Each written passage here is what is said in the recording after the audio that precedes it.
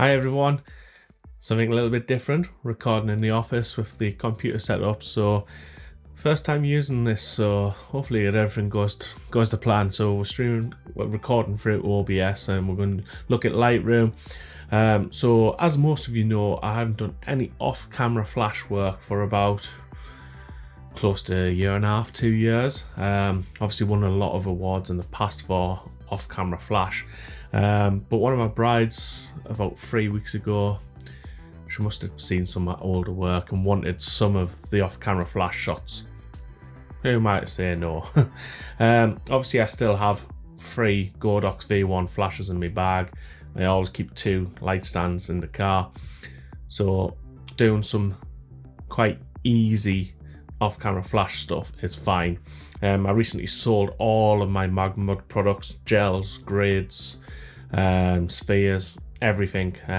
Got 2 AD 200s as well, they're going on Friday. So stripped everything down to just 3 speed lights and some basic magnetic grids and dome diffusers that you get in the AKR1 kit, I think it is, from Godox. Very simple. So we're going to have a look at those 4 images. So I'm just going to jump into Lightroom, as hopefully that's worked. So here's the 4 images straight out of camera. The bottom left image is actually, I wish I'd kept the other image I'd shot before because I built it up.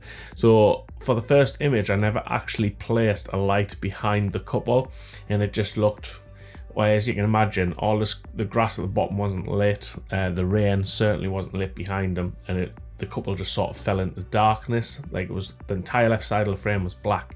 So just adding that speed light behind the couple just gives them a little bit of a separation, a bit of a rim light, and obviously if it's raining, you get that rain lit up as well. So pretty much anytime you use an off-camera flash, if you're going to do it, I would recommend putting a flash behind the couple.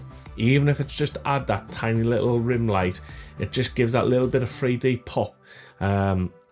It's one of those things that's never going to detract from an image. It should always elevate an image. So I would always add in that speed light behind the couple, and you can sort of see the first image and the second image are handheld duplicates. Never used a tripod, so we're going to layer them in Photoshop. So I've got the best man here ready to take out a speed light. Again, all that is a Godox V1 with a magnetic grid and a little dome diffuser on, just firing straight out of the couple. From that distance, to me, it makes no difference if I've got a little dome diffuser or a mag sphere or anything similar, like a Gary Fong Dong or whatever they're called.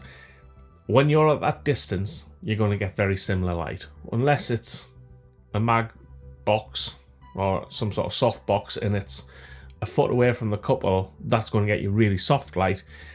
To me, having mag spheres and all that far away from the couple, yeah, there might be negligible difference, but to most people, especially couples, general public, wouldn't be able to tell. And I know from shooting plenty in the past, I can't see that much difference between like a dome diffuser and a mag sphere, for example, from that sort of distance. So yeah, we'll have a look. We're going to layer those 2 together, and then the bottom one, again, we've just gone for a simple silhouette shot that they asked for. Simple 1 light, 2 light. Was it 2 lights? I think it was 1 light, just 1 light pointing at the couple. No, I tell a lie, it was 2 lights. I've got 1 light on the floor pointing up at the building, hence the shadows, and then 1 light creating that silhouette as well, and backlight for them. So I'm going to jump into Lightroom here. I'm going to edit the bottom 2 first, and then we'll jump into Photoshop for the final one. So let's do this one to start with because it's probably the easiest. So I'm just going to, I like to zoom out a little bit just so I can see some more white around my photos. If you're still working on darker grey, by the way, I always feel like the colours change slightly to my perceived eye when I'm working on dark grey. Your images are going to be seen on a website, etc., which usually is a white background. So I always edit on the colour that my images are going to sit, so I can actually see the colours correctly. So I always work on white. If it's not just the colours, it's maybe your eye's perception of light and dark and how much contrast there is in an image. So I always recommend working on white. So the first thing I'm going to do is just straighten this up a tiny bit. Let's give them a little bit more centralishness.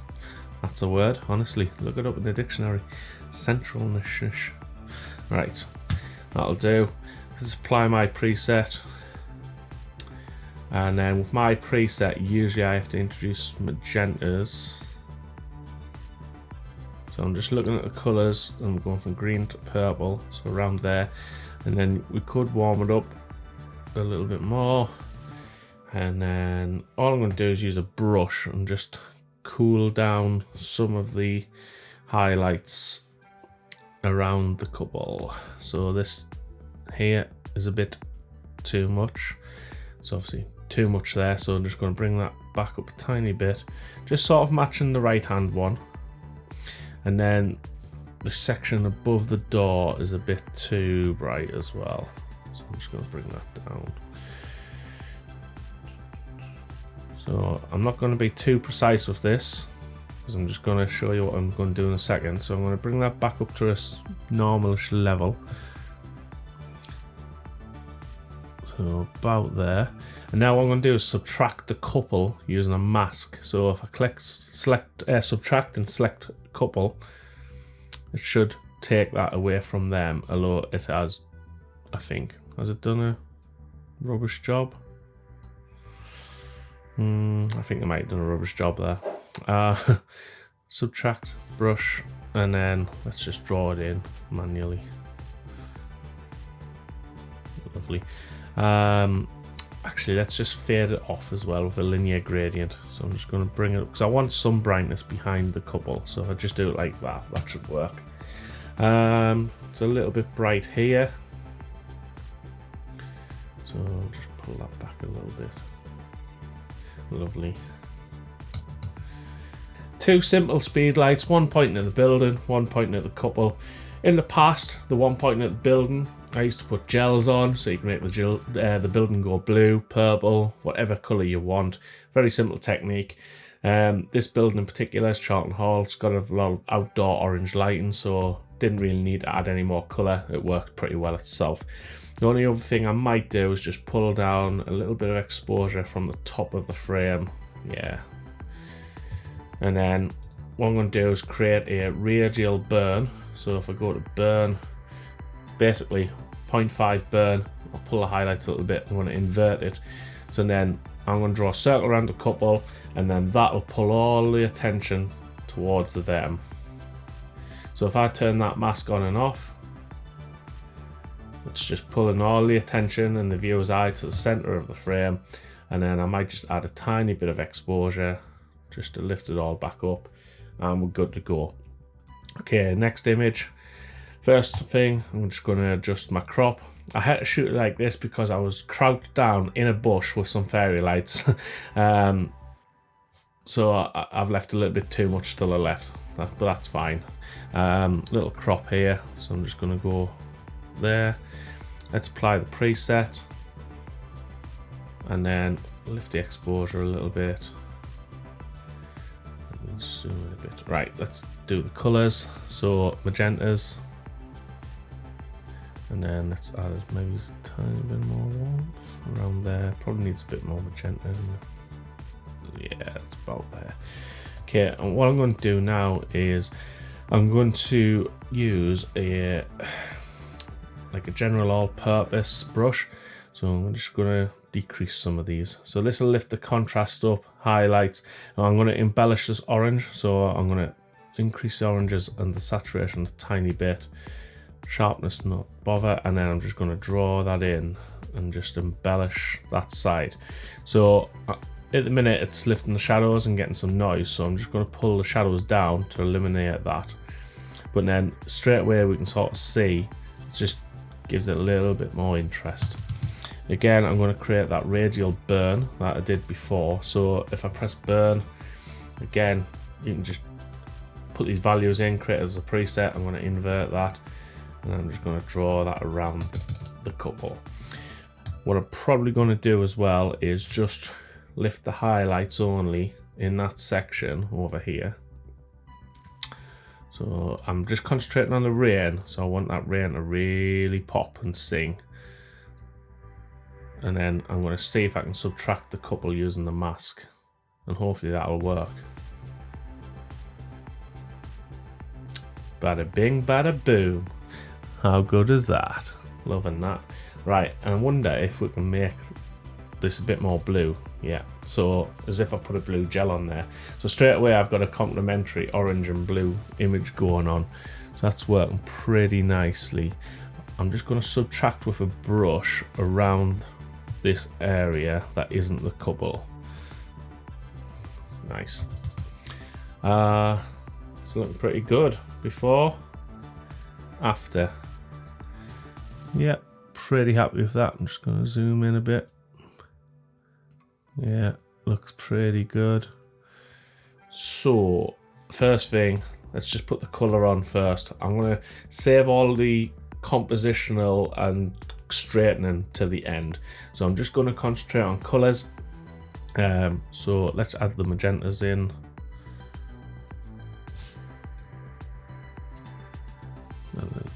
And then increase the exposure a bit.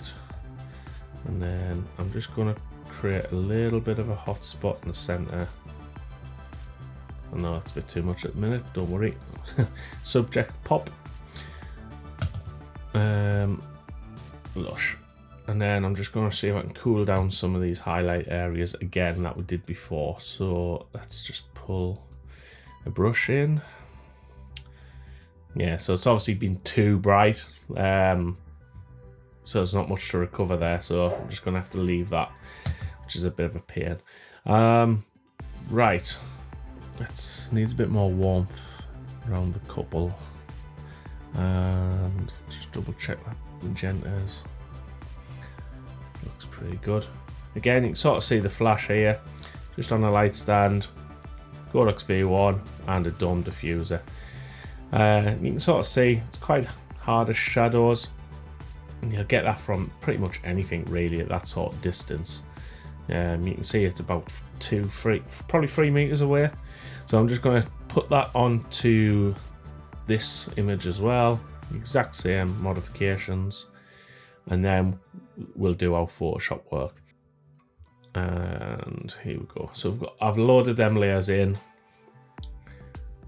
First thing I'm going to do is I'm going to select both using Shift and just click on the other layer, edit, and we're just going to go down to auto align layers, leave it on auto, press OK.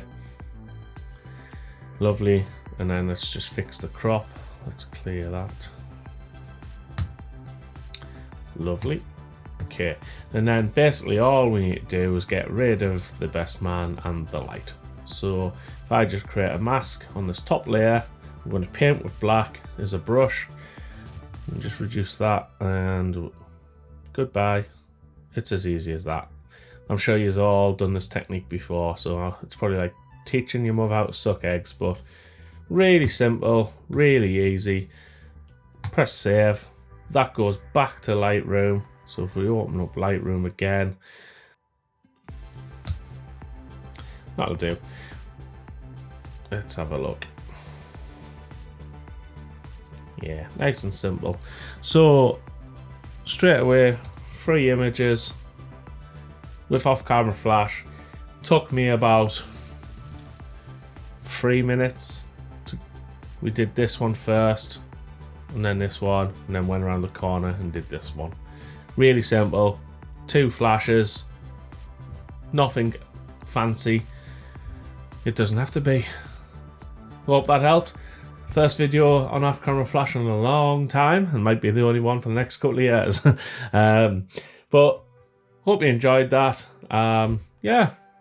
See you in the next video. Right, let me go into OBS and stop this recording. Right, thanks guys. See you later.